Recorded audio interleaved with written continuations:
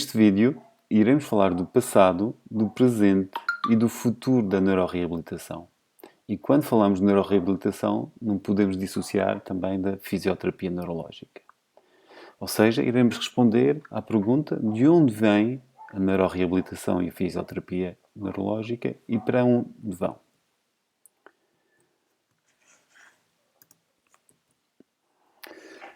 Assim, vamos conhecer o passado da fisioterapia neurológica para entender o presente e construir o futuro. O objetivo deste vídeo é fazer uma breve resenha histórica destes dois conceitos, destes dois processos, porque os dois processos são interdependentes, ou seja, a neuroreabilitação e a fisioterapia neurológica. Podemos definir a neuroreabilitação como o processo que visa reduzir a incapacidade, a limitação da atividade e a restrição da participação, sofrida por pessoas em consequência de uma doença neurológica, seja ela aguda ou crónica, e no qual os profissionais envolvidos têm como objetivo reduzir o grau de comprometimento funcional do utente. Ou seja, a neuroreabilitação é todo o processo desenvolvido por uma equipa multidisciplinar formada por vários profissionais que trabalham em conjunto com o mesmo objetivo, que é melhorar, recuperar ou potenciar a funcionalidade das pessoas com doenças neurológicas. Logo, a fisioterapia neurológica não é mais do que um dos elementos dessa equipa multidisciplinar, que tem como objetivo melhorar a funcionalidade dos indivíduos com sequelas de lesões neurológicas ou com doenças neurodegenerativas. É uma área especializada da fisioterapia, então voltada para o tratamento de indivíduos com problemas neurológicos e faz parte de um processo maior, que é o processo de neuroreabilitação. Aí está a razão pela qual não podemos dissociar um conceito do outro conceito. Como dissemos inicialmente, temos que conhecer o passado para entender o presente e conseguir construir um futuro melhor. Para podermos contextualizar e percebermos em que ponto é que estamos no que diz respeito à neuroreabilitação e à fisioterapia neurológica, não podemos dissociar a evolução da neuroreabilitação daquilo que aconteceu nas ciências básicas, nomeadamente nas neurociências, na biomecânica, na psicologia em geral e no campo do controle motor e da aprendizagem motora em particular. É por isso que neste vídeo vamos fazer ou rever a história das ciências básicas e mais propriamente das neurociências e do controle motor e tentar fazer o match, a correspondência com a evolução que houve na neuroreabilitação. Ok? Então, até 1940, o cérebro era visto como um cérebro imutável, um cérebro rígido, sem capacidade plástica, sem capacidade de aprender, sem capacidade de se modificar. Ou seja, a neuroreabilitação baseava-se sobretudo em técnicas de compensação, que tinham como objetivo estimular o lado afetado para compensar a falta do lado bom. Ou seja, quando havia um AVC, o doente ficava com uma hemiparésia, não se tentava reeducar o lado afetado, mas reforçava-se e compensava-se a falta de funcionalidade pelo uso e o treino do lado menos afetado. Porquê é que se chama este passado o passado rígido? Porque o cérebro era visto como uma estrutura rígida, não modificável. No final do século XIX, apesar de haver essa visão, no final do século XIX e início do século XX aconteceram várias descobertas que permitiram mudar um pouco essa visão. E estão aqui alguns desses autores e desses investigadores que permitiram que houvesse uma evolução nas neurociências e que passassem e que fossem transportadas para a neuroreabilitação. Só vou abordar alguns, haverá outros tão importantes ou mais do que estes, mas estes são aqueles que na literatura em geral são referidos. Em 1890, Ramón y Cajal, um médico espanhol, pela primeira vez descobriu ou percebeu que o sistema nervoso se baseava ou funcionava com uma unidade básica, ou seja, havia um elemento básico no sistema nervoso que era o neurónio. E catalogou vários neurónios e percebeu que a transmissão de informação entre os neurónios era feita por uma fenda, por uma sinapse. Ou seja, havia uma interrupção da comunicação entre os vários neurónios. Se chamamos ao que o Ramon e Cajal escreveu a doutrina do neurónio. Ou seja, foi o primeiro autor a falar do neurónio como unidade básica do sistema nervoso. E foi a partir daí, dos estudos e da categorização e catalogação do Ramon e Cajal, que se desenvolveu todo o estudo do neurónio. Uns anos mais tarde, em 1929, o Hans Berger, médico também, pela primeira vez conseguiu registar a atividade cerebral, a atividade elétrica cerebral. Ou seja, ele descobriu e inventou o eletroencefalograma, que mais tarde, e viria a ser importante para diagnosticar várias doenças neurológicas, mas hoje em dia é importante porque permite, durante a realização de determinada atividade cognitiva ou motora, avaliar a atividade do córtex cerebral. Em 1932, o Charles Sherrington percebeu que os neurónios se associavam e formavam circuitos. E esses circuitos, que eram interdependentes, tinham determinadas funções.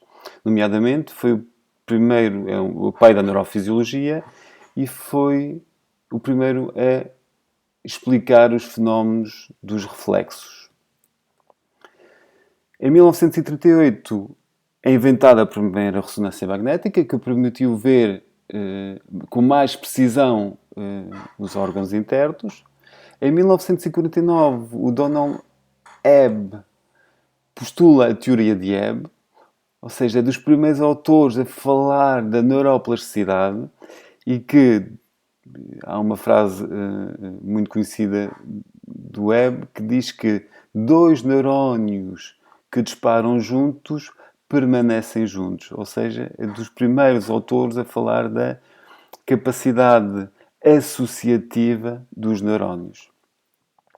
E por fim, em 1950, o Carl Spencer Lashley, memória distribuída. Ou seja, este autor, este investigador, percebe que as funções não estão localizadas em determinado sítio, nomeadamente a memória.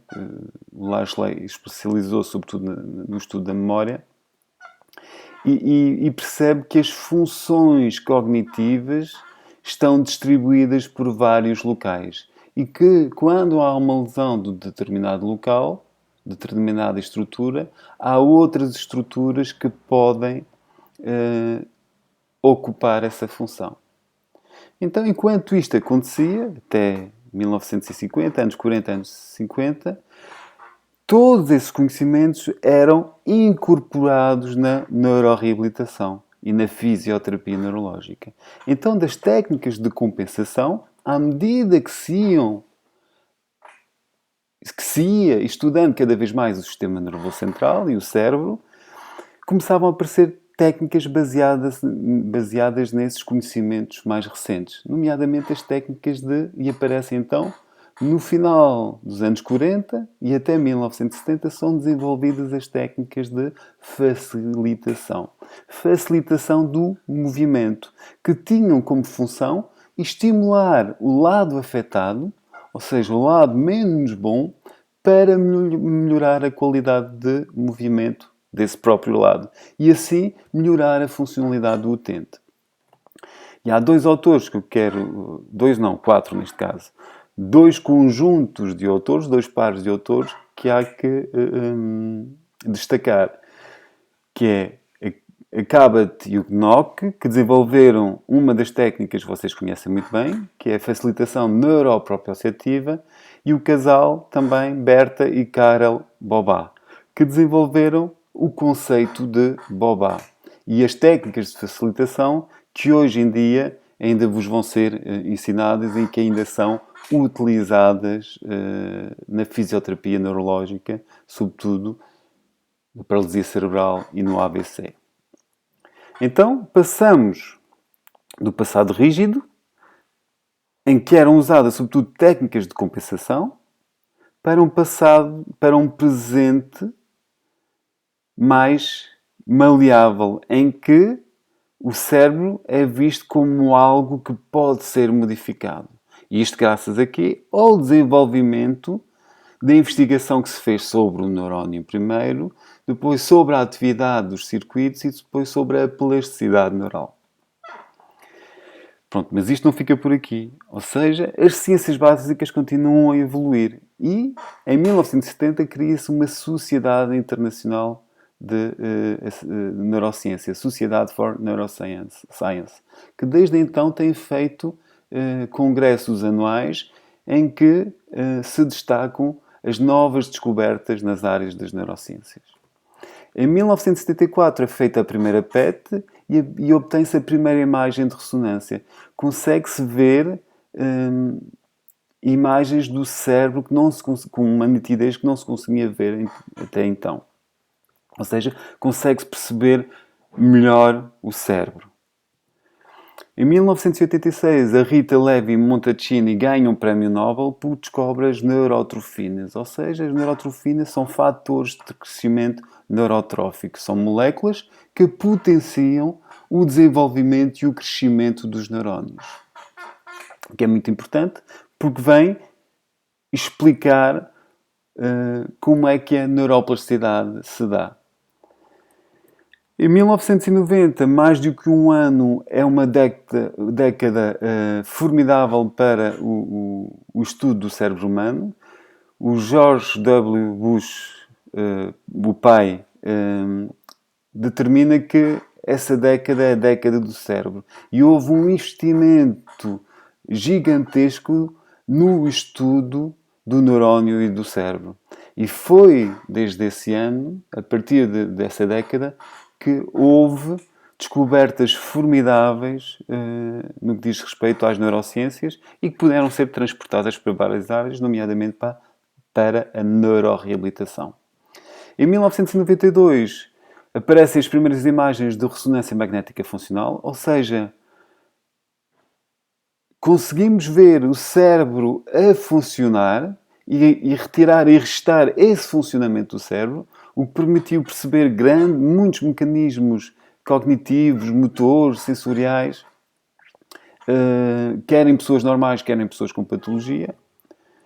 E em 2013 é criado o Human Brain Project, que é um projeto europeu de desenvolvimento e de estudo do cérebro e do neurónio. Nos Estados Unidos também há o mesmo projeto, que é o Blue Brain Project, e que permitiu desde então haver um crescimento exponencial do conhecimento associado às neurociências. Por outro lado, não esquecer também que ao longo destes anos todos, à medida que a neurociência ia evoluindo, também evoluía a área de conhecimento associada ao controle motor e à aprendizagem motora.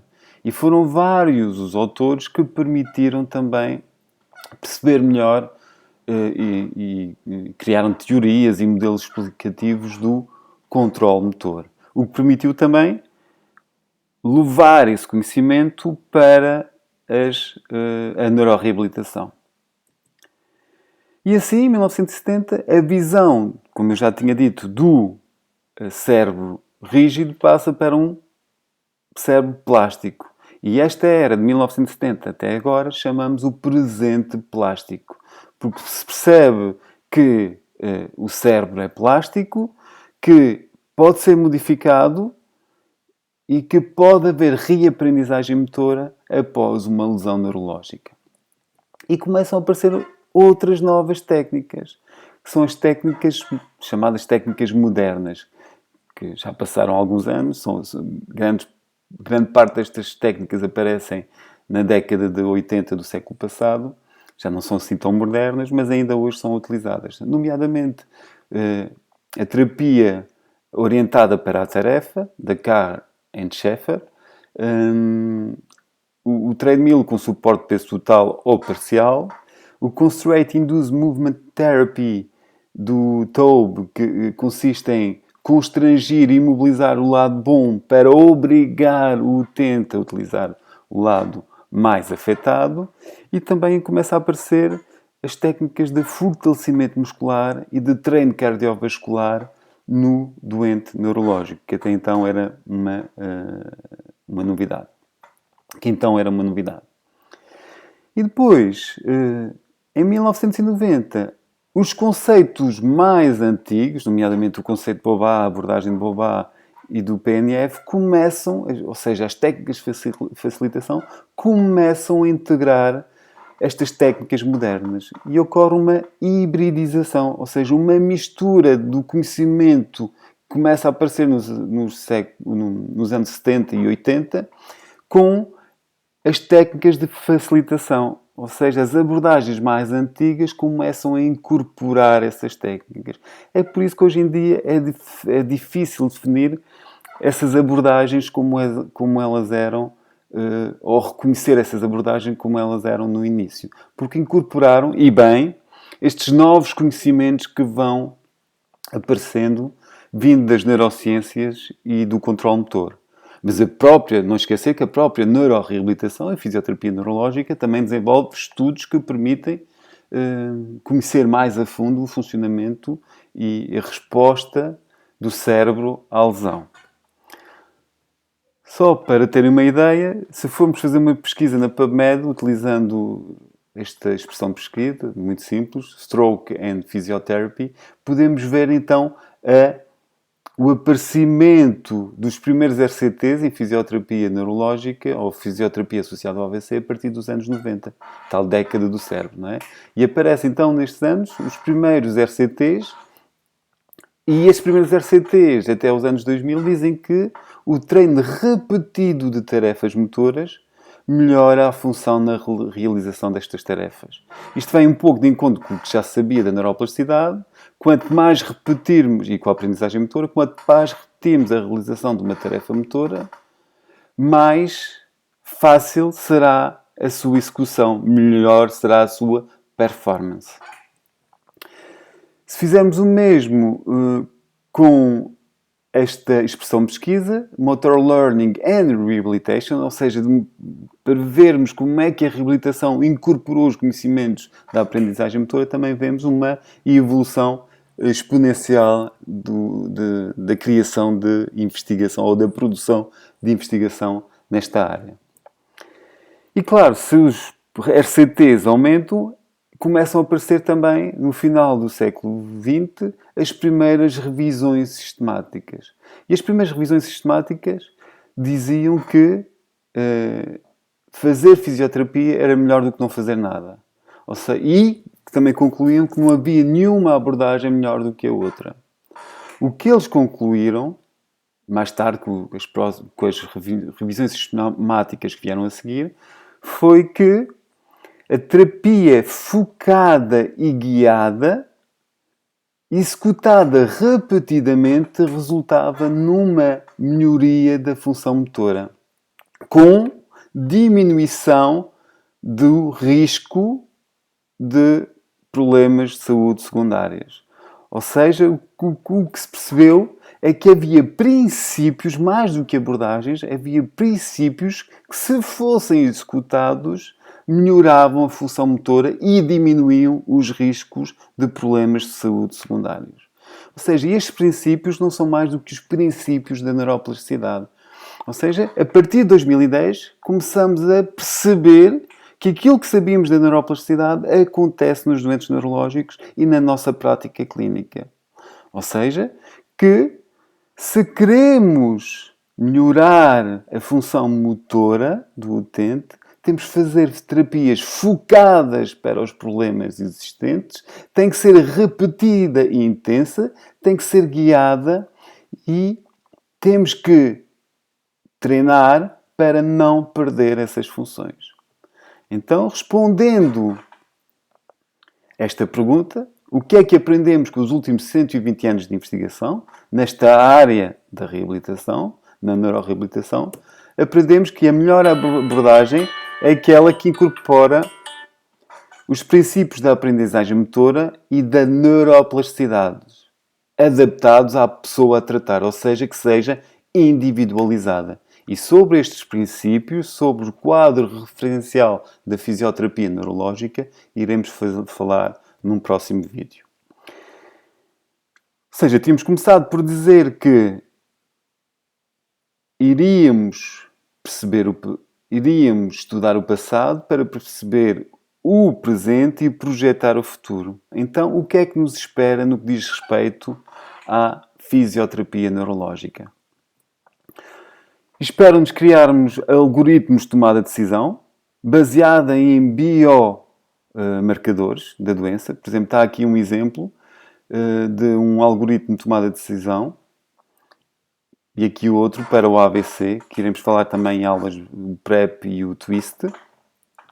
O que é que nos espera? A incorporação, e já está a acontecer, de tecnologias, de novas tecnologias no tratamento, nomeadamente a robótica, a realidade virtual, que têm demonstrado cada vez mais serem terapias complementares ótimas para complementar a terapia base, as terapias de facilitação. O que é que nos espera também? Melhorar a neurofarmacologia e conseguir, nomeadamente, isolar fatores de crescimento e injetar fatores de crescimento para potenciar a neuroplasticidade. Ou seja, o que nos espera é conseguirmos cada vez mais rápido e com mais facilidade incorporar as novas tecnologias e as novas descobertas nos campos das ciências básicas na neuroreabilitação, neste caso mais propriamente na fisioterapia neurológica. Estão aqui alguns dos artigos que utilizei para fazer esta apresentação, mas eu recomendo 2 artigos que poderão ver no Moodle. Eu recomendo essa leitura. São 2 artigos simples e que permitem perceber esta evolução que houve muito facilmente na neuroreabilitação. Obrigado e bom dia.